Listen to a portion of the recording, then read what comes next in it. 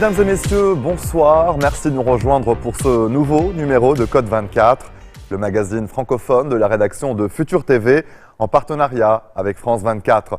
Passons tout de suite au sommaire de cette édition. À l'occasion des 25 ans de l'indépendance des pays baltes, retour en Lettonie et en Lituanie.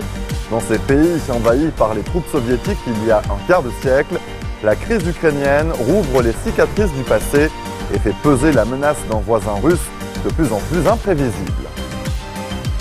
Intégrer plus d'1 million de demandeurs d'asile, le pari de la chancelière allemande Angela Merkel est-il tenable? Objectif des autorités, préserver la cohésion nationale, malmenée après les agressions du Nouvel An à Cologne et à Hambourg. En Inde, les artistes s'inquiètent de la dérive autoritaire du gouvernement Modi, accusé d'attiser un climat d'intolérance et d'hindouisme extrémiste. Reportage à Pune dans le sud, où un paramilitaire a été nommé à la tête de la plus prestigieuse école de cinéma du pays. En Chine, l'économie ralentit et les mouvements sociaux se multiplient. Les jeunes ont de plus en plus de mal à trouver du travail. Reportage à Shanghai, où la concurrence est particulièrement rude. Ici, seulement 44% des diplômés ont un travail. Ce soir, dans Code 24, nous revenons sur la vie de François Mitterrand. 20 ans après sa mort et 100 ans après sa naissance, il est toujours admiré pour sa culture et respecté pour sa haute idée de la fonction présidentielle. Le roman Aïe vive dérange le gouvernement Netanyahou qui l'a banni des programmes scolaires car il encourage l'union entre juifs et palestiniens, une politique d'endoctrinement décriée dans les milieux culturels qui dénonce une censure à outrance. Coup de projecteur enfin sur la semaine de la mode masculine de Paris. Un manteau oversize, manche démesurée. L'homme de l'hiver 2016 sera apaisé, un brin décalé. Ce soir, dans Code 24, nous revenons sur ce qui a sans doute été le début de la fin pour l'URSS. En mars 1990, la République soviétique de Lituanie proclame son indépendance. La réponse de Moscou viendra 8 mois plus tard. Alors que le monde entier a les yeux tournés vers l'Irak, les troupes soviétiques s'emparent du ministère de la Défense, puis de la tour de la télévision à Vilnius. On dénombre 14 morts, dont 2 écrasés par des chars. Les images de ces blindés dans les rues de la capitale lituanienne feront le tour du monde. Le lendemain, une foule de 80 000 personnes se rassemble devant le bâtiment du Soviet suprême. Et à travers le pays, les cloches des églises catholiques et orthodoxes se mettent à sonner. Un pays entier prend le deuil et c'est vers le monde extérieur que son président se tourne. La tension monte également dans les pays voisins, en Estonie et en Lettonie. À Riga, des barricades sont levées pour protéger les bâtiments officiels. 5 personnes ont été tuées et au moins 9 autres blessées lors de l'assaut donné au ministère letton de l'Intérieur par les bérets noirs, les forces spéciales du ministère soviétique de l'Intérieur. 100 000 personnes assisteront à leurs obsèques le 25 janvier. Le jour même, les forces soviétiques se retirent. Quelques mois plus tard, ce sera l'effondrement de l'URSS tout entière. Aujourd'hui, quels souvenirs subsistent encore de cette année 1991 ? Billet retour à Vilnius et à Riga. Un reportage d'Anne Maillet et Adeline Percept.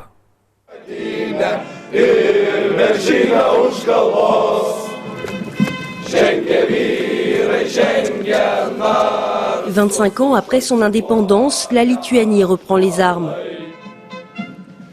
Le gouvernement a réinstauré le service militaire obligatoire, une réaction au conflit ukrainien et aux provocations russes.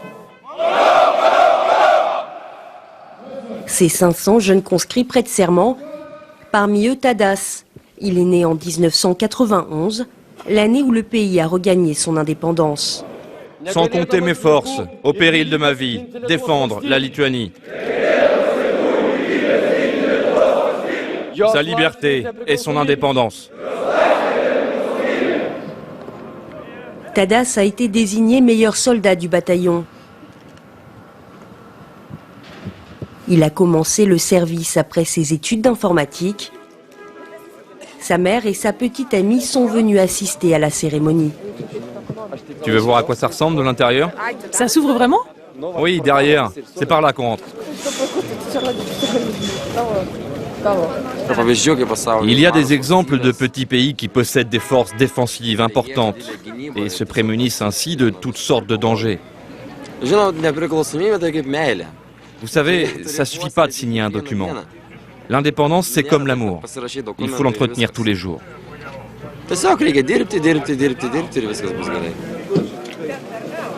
La Lituanie a rejoint l'Union européenne et l'OTAN en 2004. 2 étapes cruciales pour la sécurité de ce petit pays aux portes de la Russie. Mais l'apparition de nouveaux conflits dans la région a changé la donne. Ukraine, Géorgie, la situation des autres États montre que nous devons nous tenir prêts. La réalité fait qu'on doit être fort. Et par-dessus tout, montrer notre force. Qui sera le prochain sur la liste de Moscou? C'est une question qui obsède désormais les pays baltes. Pour ces jeunes soldats, c'est une nouvelle guerre froide.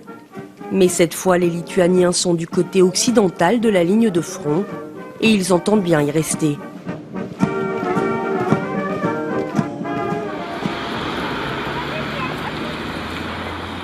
Sur les murs de Vilnius, les stigmates de l'occupation soviétique.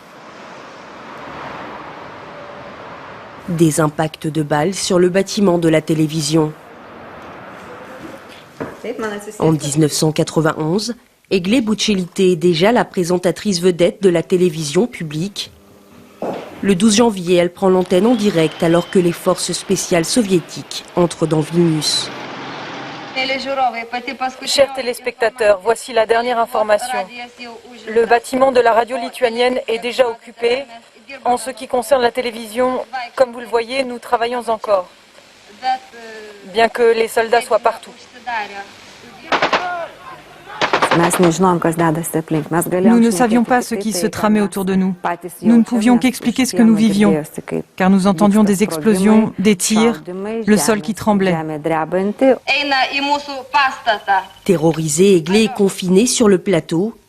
À ce moment-là, son seul lien avec le monde extérieur, c'est ce téléphone rouge.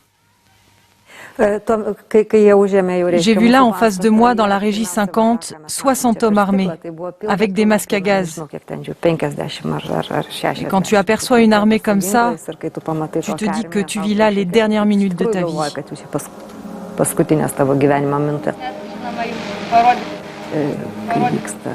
Et aujourd'hui, en suivant ce qui se passe en Ukraine, tu comprends parfaitement puisque tu as déjà vécu quelque chose de semblable.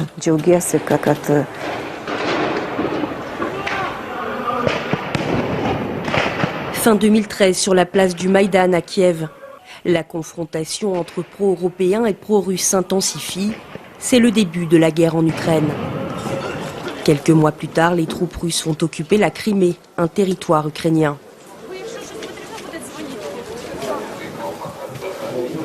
Egle et toute sa rédaction enchaînent les éditions spéciales. Karolis chronique en plateau les événements. Il prend alors conscience du chemin parcouru par son propre pays. Au moment de l'indépendance, il n'avait que 4 ans. Son seul souvenir, le visage d'Egle à la télévision.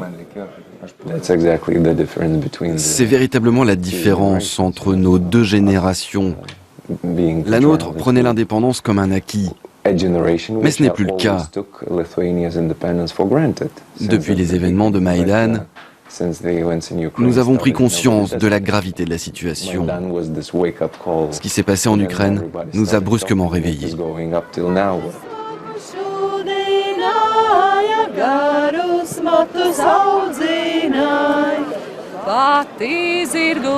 25 ans après avoir regagné leur liberté, tous les pays baltes se sentent à nouveau menacés.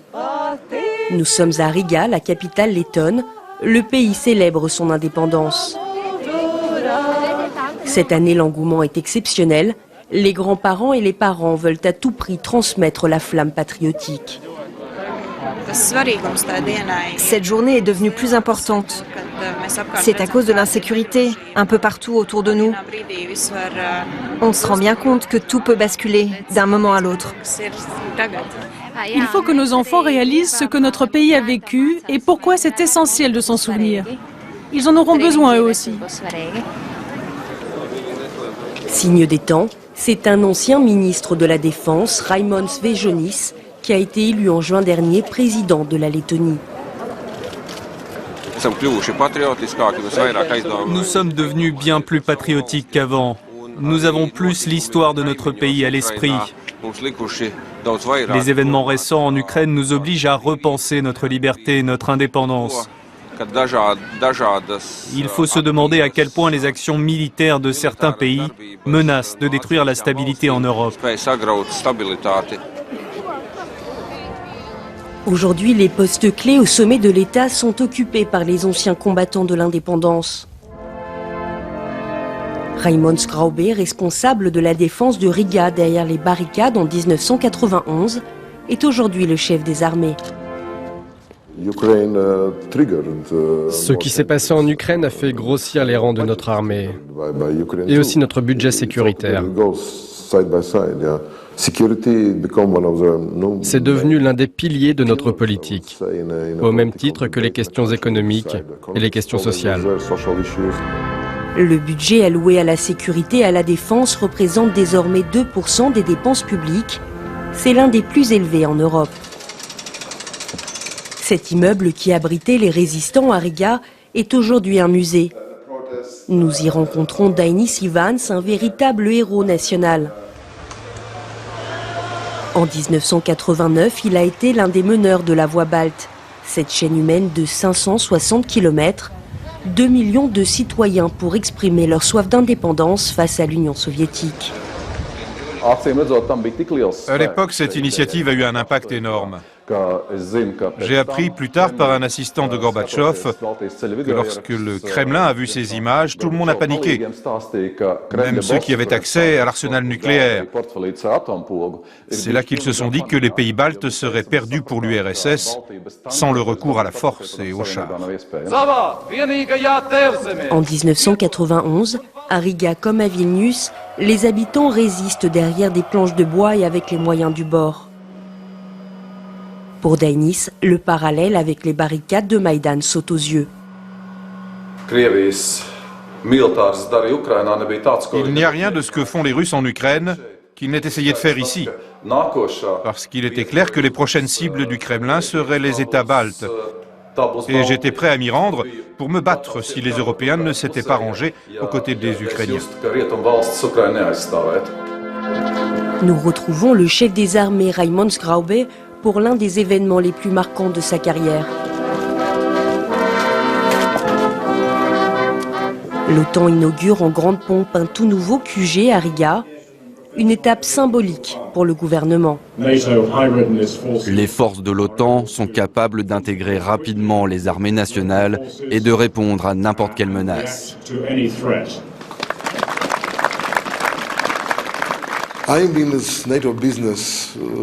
Cela fait un moment maintenant que je suis dans les arcanes de l'OTAN et je peux vous assurer que ça ne se serait jamais produit il y a 4 ou 5 ans.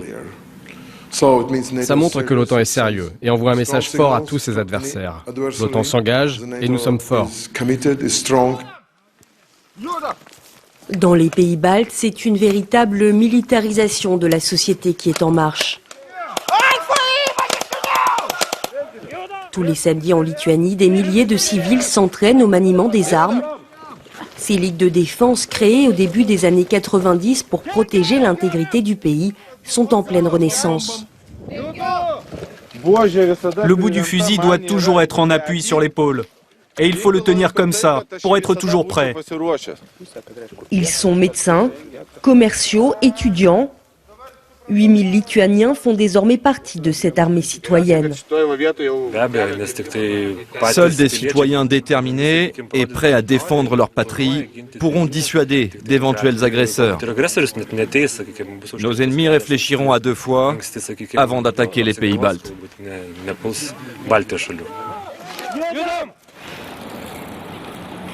La peur du grand voisin imprévisible a gagné toute la société lituanienne. Marius Ivaskevicius compte parmi les auteurs les plus en vue du pays.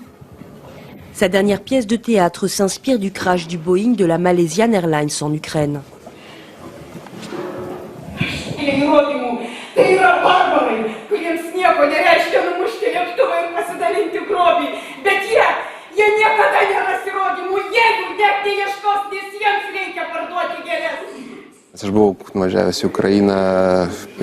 Je suis parti en Ukraine vers la fin de Maïdan.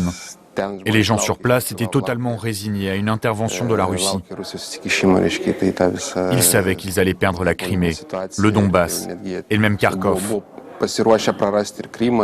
Pour moi, on est dans le même processus de chute de l'Union soviétique que nous avions commencé. Et les Ukrainiens essaient de le conclure. Parmi les pays baltes, c'est la Lettonie qui s'estime aujourd'hui la plus exposée à la propagande de Moscou. En raison de sa proximité géographique, mais surtout parce que 20% de sa population est russophone. Chaque année, le 9 mai, cette minorité descend dans les rues de Riga pour célébrer la fin de la Seconde Guerre mondiale et la victoire de l'URSS. La Lettonie les considère comme des non-citoyens en raison de leur ascendance russe. Un statut officiel créé au lendemain de l'indépendance pour ces russophones qui se sont installés dans le pays pendant l'ère soviétique. Pour devenir lettons, ils doivent passer un test de langue et de citoyenneté. Dimitri, 29 ans, est né ici. Ses parents se sont battus pour l'indépendance aux côtés des Lettons. Et pourtant, il est considéré par l'État comme un non-citoyen. C'est un vrai problème dont on devrait beaucoup plus parler, car les non-citoyens, eux aussi, se sont battus pour l'indépendance. Personne n'aurait pensé que l'on finirait avec ce statut. Je suis né ici, et pourtant on m'impose de nombreuses restrictions. La question de ces non-citoyens est au point mort depuis des années en Lettonie. Et le contexte géopolitique a renforcé leur image d'ennemi intérieur. Pour l'heure, la Lettonie cultive surtout sa fibre patriotique. Dainis Ivans, qui s'était fait discret ces dernières années, revient sur le devant de la scène. Un film qui retrace son parcours vient de sortir en salle. La Russie revient en arrière. Elle est en train de redevenir un État totalitaire. Et nous devons nous défendre à nouveau.